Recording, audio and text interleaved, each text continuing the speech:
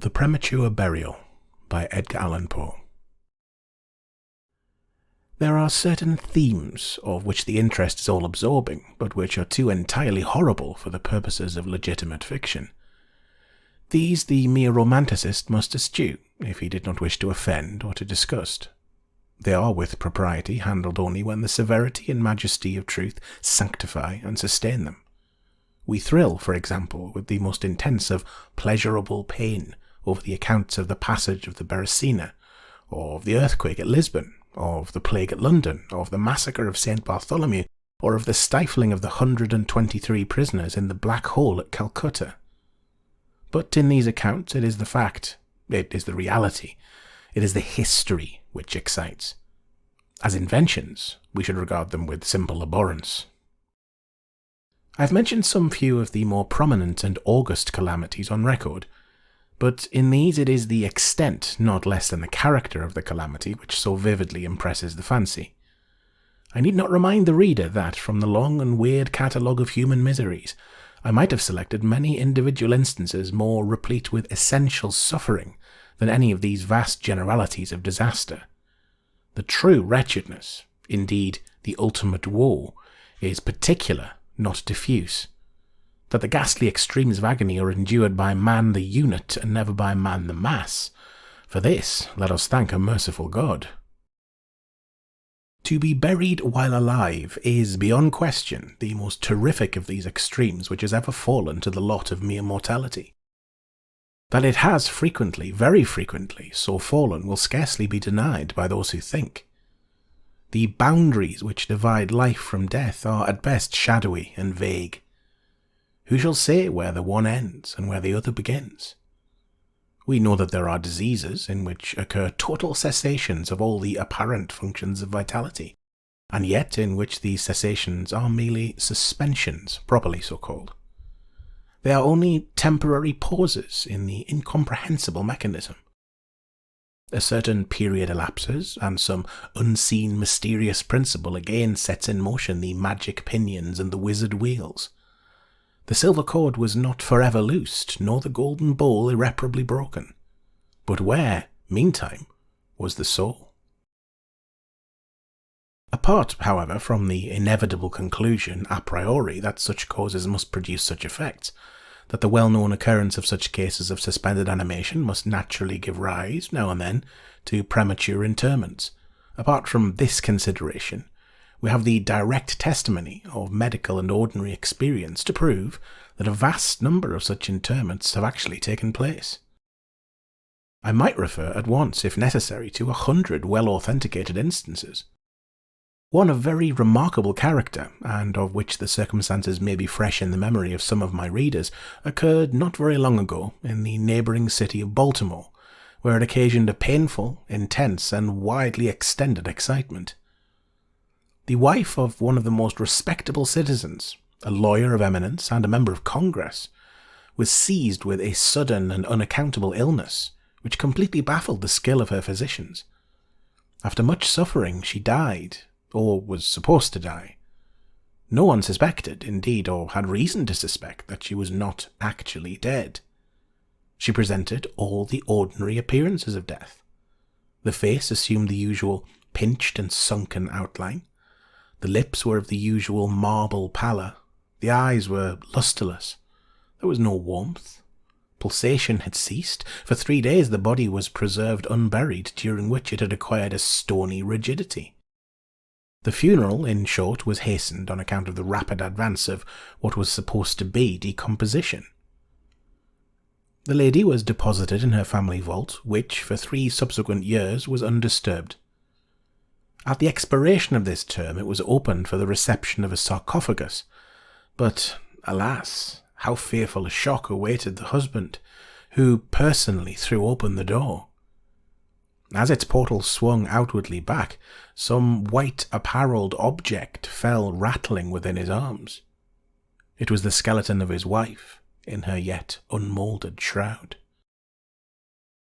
A careful investigation rendered it evident that she had revived within 2 days after her entombment, that her struggles within the coffin had caused it to fall from a ledge or shelf to the floor, where it was so broken as to permit her escape. A lamp which had been accidentally left full of oil within the tomb was found empty. It might have been exhausted, however, by evaporation. On the uttermost of the steps which led down into the dread chamber was a large fragment of the coffin, with which it seemed that she had endeavoured to arrest attention by striking the iron door. While thus occupied, she probably swooned or possibly died through sheer terror, and in failing her shroud became entangled in some ironwork which projected interiorly. Thus she remained, and thus she rotted, erect. In the year 1810, a case of living inhumation happened in France, attended with circumstances which go far to warrant the assertion that truth is indeed stranger than fiction. The heroine of the story was a Mademoiselle Victorine Lafourcade, a young girl of illustrious family, of wealth, and of great personal beauty. Among her numerous suitors was Julien Bossuet, a poor litterateur or journalist of Paris. His talents and general amiability had recommended him to the notice of the heiress, by whom he seems to have been truly beloved. But her pride of birth decided her finally to reject him, and to wed a Monsieur Renel, a banker and a diplomatist of some eminence. After marriage, however, this gentleman neglected, and perhaps even more positively ill-treated her. Having passed with him some wretched years, she died. At least her condition so closely resembled death as to deceive everyone who saw her. She was buried, not in a vault, but in an ordinary grave in the village of her nativity. Filled with despair and still inflamed by the memory of a profound attachment, the lover journeys from the capital to the remote province in which the village lies, with the romantic purpose of disinterring the corpse and possessing himself of its luxuriant tresses. He reaches the grave. At midnight he unearths the coffin, opens it, and is in the act of detaching the hair when he is arrested by the unclosing of the beloved eyes. In fact, the lady had been buried alive. Vitality had not altogether departed, and she was aroused by the caresses of her lover from the lethargy which had been mistaken for death. He bore her frantically to his lodgings in the village. He employed certain powerful restoratives suggested by no little medical learning. In fine, she revived. She recognized her preserver. She remained with him until, by slow degrees, she fully recovered her original health. Her woman's heart was not adamant, and this last lesson of love sufficed to soften it. She bestowed it upon Bossuet. She returned no more to her husband, but concealing from him her resurrection, fled with her lover to America. 20 years afterward, the two returned to France, in the persuasion that time had so greatly altered the lady's appearance that her friends would be unable to recognize her. They were mistaken, however, for at the first meeting Monsieur Renel did actually recognize and make claim to his wife. This claim she resisted, and a judicial tribunal sustained her in her resistance, deciding that the peculiar circumstances, with a long lapse of years, had extinguished, not only equitably, but legally, the authority of the husband. The Chirurgical Journal of Leipzig, a periodical of high authority and merit, which some American bookseller would do well to translate and republish, records in a late number a very distressing event of the character in question. An officer of artillery, a man of gigantic stature and of robust health, being thrown from an unmanageable horse, received a very severe contusion upon the head, which rendered him insensible at once. The skull was slightly fractured, but no immediate danger was apprehended. Trepanning was accomplished successfully. He was bled, and many other of the ordinary means of relief were adopted. Gradually, however, he fell into a more and more hopeless state of stupor, and finally it was thought that he died. The weather was warm, and he was buried with indecent haste in one of the public cemeteries. His funeral took place on Thursday. On the Sunday following, the grounds of the cemetery were, as usual, much thronged with visitors, and about noon an intense excitement was created by the declaration of a peasant that, while sitting upon the grave of the officer, he had distinctly felt a commotion of the earth, as if occasioned by someone struggling beneath. At first little attention was paid to the man's asseveration, but his evident terror and the dogged obstinacy with which he persisted in his story had at length their natural effect upon the crowd. Spades were hurriedly procured, and the grave, which was shamefully shallow, was in a few minutes so far thrown open that the head of its occupant appeared. He was then seemingly dead, but he sat nearly erect within his coffin, the lid of which, in his furious struggles, he had partially uplifted. He was forthwith conveyed to the nearest hospital, and there pronounced to be still living, although in an asphytic condition. After some hours he revived, recognised individuals of his acquaintance, and, in broken sentences, spoke of his agonies in the grave. From what he related, it was clear that he must have been conscious of life for more than an hour, while inhumed, before lapsing into insensibility.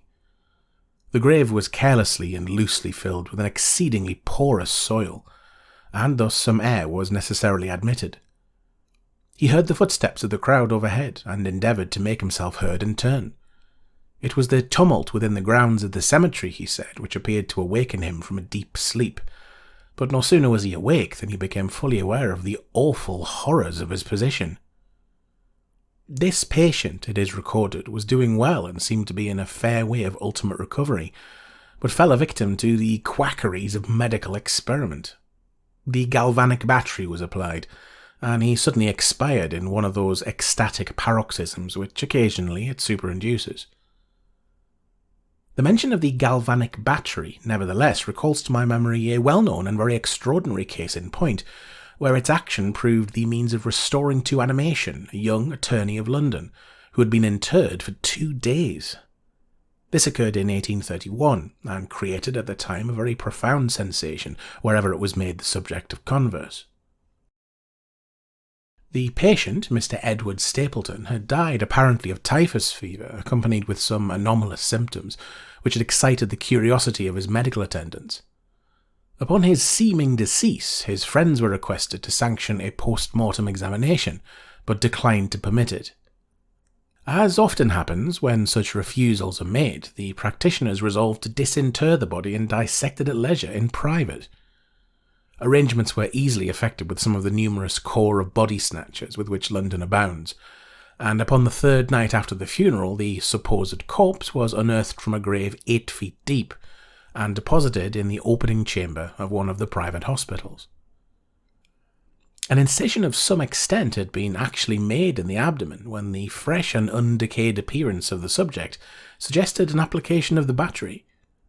One experiment succeeded another, and the customary effects supervened, with nothing to characterize them in any respect, except, upon 1 or 2 occasions, a more than ordinary degree of lifelikeness in the convulsive action. It grew late. The day was about to dawn, and it was thought expedient at length to proceed at once to the dissection. A student, however, was especially desirous of testing a theory of his own, and insisted upon applying the battery to one of the pectoral muscles. A rough gash was made, and a wire hastily brought in contact, when the patient, with a hurried but quite unconvulsive movement, arose from the table, stepped into the middle of the floor, gazed about him uneasily for a few seconds, and then spoke. What he said was unintelligible, but words were uttered. The syllabification was distinct. Having spoken, he fell heavily to the floor. For some moments all were paralysed with awe, but the urgency of the case soon restored them their presence of mind. It was seen that Mr. Stapleton was alive, although in a swoon. Upon exhibition of ether he revived, and was rapidly restored to health, and to the society of his friends, from whom, however, all knowledge of his resuscitation was withheld, until a relapse was no longer to be apprehended. Their wonder, their rapturous astonishment, may be conceived. The most thrilling peculiarity of this incident, nevertheless, is involved in what Mr. S. himself asserts. He declares that at no period was he altogether insensible, that dully and confusedly he was aware of everything which happened to him, from the moment in which he was pronounced dead by his physicians, to that in which he fell swooning to the floor of the hospital. "I am alive," were the uncomprehended words which, upon recognising the locality of the dissecting room, he had endeavoured, in his extremity, to utter. It were an easy matter to multiply such histories as these, but I forbear, for indeed we have no need of such to establish the fact that premature interments occur. When we reflect how very rarely, from the nature of the case, we have it in our power to detect them, we must admit that they may frequently occur without our cognizance. Scarcely, in truth, is a graveyard ever encroached upon for any purpose, to any great extent, that skeletons are not found in postures which suggest the most fearful of suspicions. Fearful indeed the suspicion, but more fearful the doom. It may be asserted without hesitation that no event is so terribly well adapted to inspire the supremeness of bodily and of mental distress as is burial before death. The unendurable oppression of the lungs, the stifling fumes from the damp earth, the clinging to the death garments, the rigid embrace of the narrow house, the blackness of the absolute night, the silence like a sea that overwhelms, the unseen but palpable presence of the conqueror worm. These things, with the thoughts of the air and grass above, with memory of dear friends who would fly to save us if but informed of our fate, and with consciousness that of this fate they can never be informed, that our hopeless portion is that of the really dead. These considerations, I say, carry into the heart which still palpitates a degree of appalling and intolerable horror, from which the most daring imagination must recoil. We know of nothing so agonizing upon earth. We can dream of nothing half so hideous in the realms of the nethermost hell. And thus all narratives upon this topic have an interest profound, an interest, nevertheless, which, through the sacred awe of the topic itself, very properly and very peculiarly depends upon our conviction of the truth of the matter narrated. What I have now to tell is of my own actual knowledge, of my own positive and personal experience. For several years I had been subject to attacks of the singular disorder which physicians have agreed to term catalepsy, in default of a more definitive title. Although both the immediate and the predisposing causes, and even the actual diagnosis of this disease, are still mysterious, its obvious and apparent character is sufficiently well understood. Its variations seem to be chiefly of degree. Sometimes the patient lies for a day only, or even for a shorter period, in a species of exaggerated lethargy. He is senseless and externally motionless, but the pulsation of the heart is still faintly perceptible. Some traces of warmth remain, a slight colour lingers within the centre of the cheek, and upon application of a mirror to the lips we can detect a torpid, unequal and vacillating action of the lungs. Then again the duration of the trance is for weeks, even for months, while the closest scrutiny and the most rigorous medical tests fail to establish any material distinction between the state of the sufferer and what we conceive of absolute death. Very usually he is saved from premature interment solely by the knowledge of his friends that he has been previously subject to catalepsy, by the consequent suspicion excited, and above all by the non-appearance of decay. The advances of the malady are luckily gradual. The first manifestations, although marked, are unequivocal. The fits grow successively more and more distinctive, and endure each for a longer term than the preceding. In this lies the principal security from inhumation.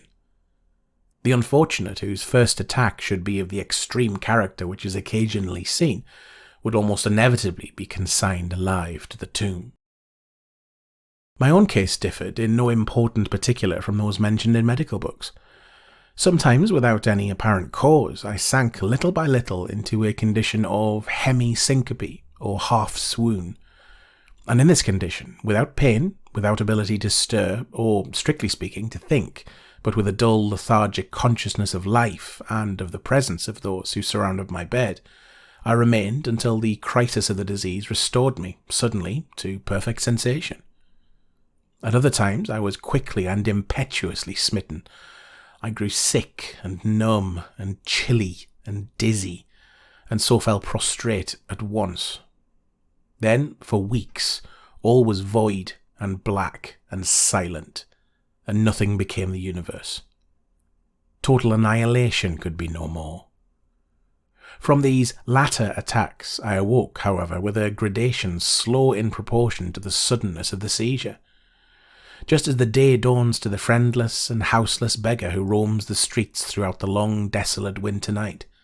Just so tardily, just so wearily, just so cheerily came back the light of the soul to me.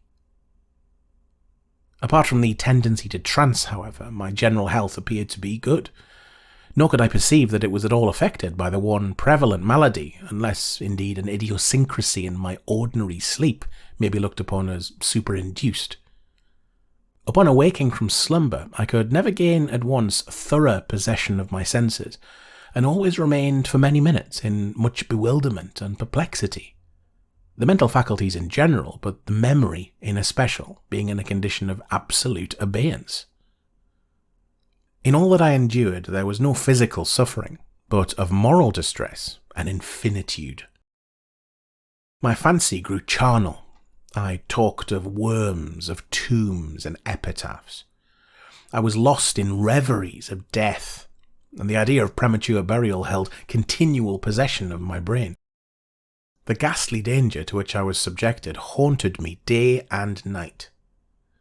In the former, the torture of meditation was excessive. In the latter, supreme. When the grim darkness overspread the earth, then, with every horror of thought, I shook as the quivering plumes upon the hearse. When nature could endure wakefulness no longer, it was with a struggle that I consented to sleep, for I shuddered to reflect that, upon awaking, I might find myself the tenant of a grave. And when, finally, I sank into slumber, it was only to rush at once into a world of phantasms, above which, with vast, sable, overshadowing wing, hovered predominant the one sepulchral idea. From the innumerable images of gloom which thus oppressed me in dreams, I select for record but a solitary vision. Methought I was immersed in a cataleptic trance of more than usual duration and profundity. Suddenly there came an icy hand upon my forehead, and an impatient, gibbering voice whispered the word, "Arise!" within my ear. I sat erect. The darkness was total. I could not see the figure of him who had aroused me. I could call to mind neither the period at which I had fallen into the trance, nor the locality in which I then lay. While I remained motionless and busied in endeavours to collect my thoughts, the cold hand grasped me fiercely by the wrist, shaking it petulantly, while the gibbering voice said again, "Arise! Did I not bid thee arise?" "And who," I demanded, "art thou?" "I have no name in the regions which I inhabit," replied the voice mournfully. "I was mortal, but am fiend. I was merciless, but am pitiful. Thou dost feel that I shudder. My teeth chatter as I speak, yet it is not with the chilliness of the night without end. But this hideousness is insufferable. How canst thou tranquilly sleep? I cannot rest with a cry of these great agonies. These sights are more than I can bear. Get thee up, come with me into the outer night, and let me unfold to thee the graves. Is not this a spectacle of woe? Behold!" I looked, and the unseen figure which still grasped me by the wrist had caused to be thrown open the graves of all mankind, and from each issued the faint phosphoric radiance of decay, so that I could see into the innermost recesses, and there view the shrouded bodies in their sad and solemn slumbers with the worm. But alas, the real sleepers were fewer by many millions than those who slumbered not at all, and there was a feeble struggling, and there was a general sad unrest, and from out the depths of the countless pits there came a melancholy rustling from the garments of the buried. And of those who seemed tranquilly to repose, I saw that a vast number had changed, in a greater or less degree, the rigid and uneasy position in which they had originally been entombed. And the voice again said to me as I gazed, is it not a pitiful sight?" But before I could find words to reply, the figure had ceased to grasp my wrist, The phosphoric lights expired, and the graves were closed with a sudden violence, while from out them arose a tumult of despairing cries, saying again, "Is it not, O God, is it not a very pitiful sight?" Fantasies such as these, presenting themselves at night, extended their terrific influence far into my waking hours. My nerves became thoroughly unstrung, and I fell a prey to perpetual horror. I hesitated to ride or to walk or to indulge in any exercise that would carry me from home. In fact, I no longer dared trust myself out of the immediate presence of those who were aware of my proneness to catalepsy, lest, falling into one of my usual fits, I should be buried before my real condition could be ascertained. I doubted the care, the fidelity of my dearest friends. I dreaded that, in some trance of more than customary duration, they might be prevailed upon to regard me as irrecoverable. I even went so far as to fear that, as I occasioned much trouble, they might be glad to consider any very protracted attack as sufficient excuse for getting rid of me altogether. It was in vain they endeavoured to reassure me by the most solemn promises. I exacted the most sacred oaths that under no circumstances they would bury me until decomposition had so materially advanced as to render farther preservation impossible. And even then, my mortal terrors would listen to no reason, would accept no consolation. I entered into a series of elaborate precautions. Among other things, I had the family vault so remodelled as to admit of being readily opened from within. The slightest pressure upon a long lever that extended far into the tomb would cause the iron portal to fly back. There were arrangements also for the free admission of air and light, and convenient receptacles for food and water, within immediate reach of the coffin intended for my reception. This coffin was warmly and softly padded, and was provided with a lid fashioned upon the principle of the vault door, with the addition of springs so contrived that the feeblest movement of the body would be sufficient to set it at liberty. Besides all this, there was suspended from the roof of the tomb a large bell, the rope of which it was designed should extend through a hole in the coffin, and so be fastened to one of the hands of the corpse. But, alas, what avails the vigilance against the destiny of man?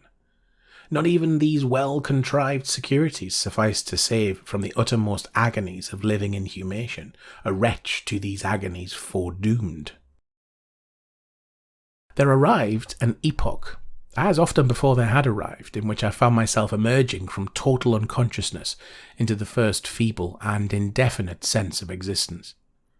Slowly, with a tortoise gradation, approached the faint grey dawn of the cycle day. A torpid uneasiness, an apathetic endurance of dull pain.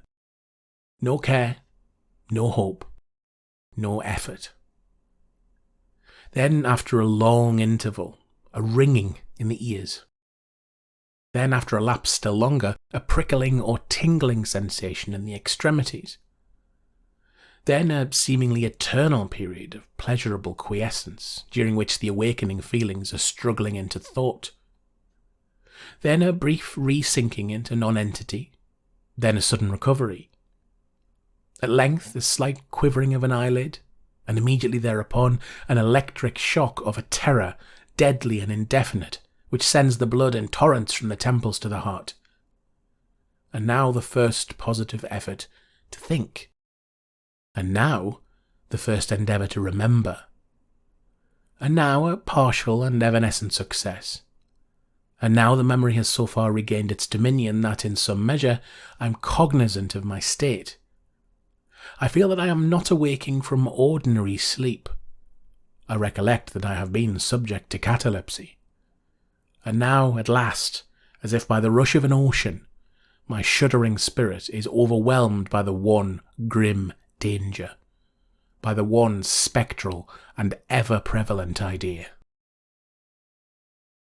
For some minutes after this fancy possessed me, I remained without motion. And why? I could not summon courage to move.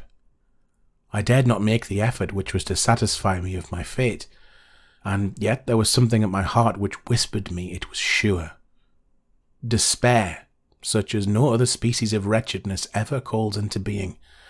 Despair alone urged me, after long irresolution, to uplift the heavy lids of my eyes. I uplifted them. It was dark. All dark. I knew that the fit was over. I knew that the crisis of my disorder had long passed. I knew that I had now fully recovered the use of my visual faculties, and yet it was dark. All dark. The intense and utter raylessness of the night that endureth for evermore. I endeavoured to shriek, and my lips and my parched tongue moved convulsively together in the attempt, but no voice issued from the cavernous lungs, which, oppressed as if by the weight of some incumbent mountain, gasped and palpitated with the heart at every elaborate and struggling inspiration. The movement of the jaws in this effort to cry aloud showed me that they were bound up, as is usual with the dead. I felt too that I lay upon some hard substance, and by something similar my sides were also closely compressed. So far I had not ventured to stir any of my limbs, but now I violently threw up my arms, which had been lying at length with the wrists crossed. They struck a solid wooden substance, which extended above my person at an elevation of not more than 6 inches from my face. I could no longer doubt that I reposed within a coffin at last. And now, amid all my infinite miseries, came sweetly the cherub Hope, for I thought of my precautions. I writhed and made spasmodic exertions to force open the lid. It would not move. I felt my wrists for the bell rope. It was not to be found. And now the comforter fled for ever, and a still sterner despair reigned triumphant, for I could not help perceiving the absence of the paddings which I had so carefully prepared. And then, too, there came suddenly to my nostrils the strong, peculiar odour of moist earth. The conclusion was irresistible. I was not within the vault. I had fallen into a trance while absent from home, while among strangers. When or how I could not remember, and it was they who had buried me as a dog, nailed up in some common coffin, and thrust deep, deep and for ever, into some ordinary and nameless grave. As this awful conviction forced itself thus into the innermost chambers of my soul, I once again struggled to cry aloud, and in this second endeavour I succeeded. A long, wild and continuous shriek or yell of agony resounded through the realms of the subterranean night. "Hello! Hello there!" said a gruff voice in reply. "What the devil's the matter now?" said a second. "Get out of that!" said a third. "What do you mean by yowling in that 'ere kind of style like a cattymount?" said a fourth. And hereupon I was seized and shaken without ceremony for several minutes by a junto of very rough-looking individuals. They did not rouse me from my slumber, for I was wide awake when I screamed, but they restored me to the full possession of my memory. This adventure occurred near Richmond in Virginia. Accompanied by a friend, I had proceeded upon a gunning expedition some miles down the banks of the James River. Night approached, and we were overtaken by a storm. The cabin of a small sloop lying at anchor in the stream and laden with garden mould afforded us the only available shelter. We made the best of it, and passed the night on board. I slept in one of the only 2 berths in the vessel, and the berths of a sloop of 60 or 20 tons need scarcely be described. That which I occupied had no bedding of any kind. Its extreme width was 18 inches. The distance of its bottom from the deck overhead was precisely the same. I found it a matter of exceeding difficulty to squeeze myself in. Nevertheless, I slept soundly, and the whole of my vision, for it was no dream and no nightmare, arose naturally from the circumstances of my position, from my ordinary bias of thought, and from the difficulty, to which I have alluded, of collecting my senses, and especially of regaining my memory, for a long time after awaking from slumber. The men who shook me were the crew of the sloop, and some labourers engaged to unload it. From the load itself came the earthly smell. The bandage about the jaws was a silk handkerchief in which I had bound up my head, in default of my customary nightcap. The tortures endured, however, were indubitably quite equal for the time to those of actual sepulture. They were inconceivably hideous. But out of evil proceeded good. For their very excess wrought in my spirit an inevitable revulsion. My soul acquired tone, acquired temper. I went abroad, I took vigorous exercise, I breathed the free air of heaven. I thought upon other subjects than death. I discarded my medical books. Buchan I burned. I read no night thoughts, no fustian about churchyards, no bugaboo tales such as this. In short, I became a new man, and lived a man's life. From that memorable night I dismissed forever my charnel apprehensions, and with them vanished the cataleptic disorder, of which perhaps they had been less the consequence than the cause. There are moments when, even to the sober eye of reason, the world of our sad humanity may assume the semblance of a hell. But the imagination of man is no Carathis to explore with impunity its every cavern. Alas, the grim legion of sepulchral terrors cannot be regarded as altogether fanciful. But, like the demons in whose company Afrasiab made his voyage down the Oxus, they must sleep, or they will devour us. They must be suffered to slumber, or we perish.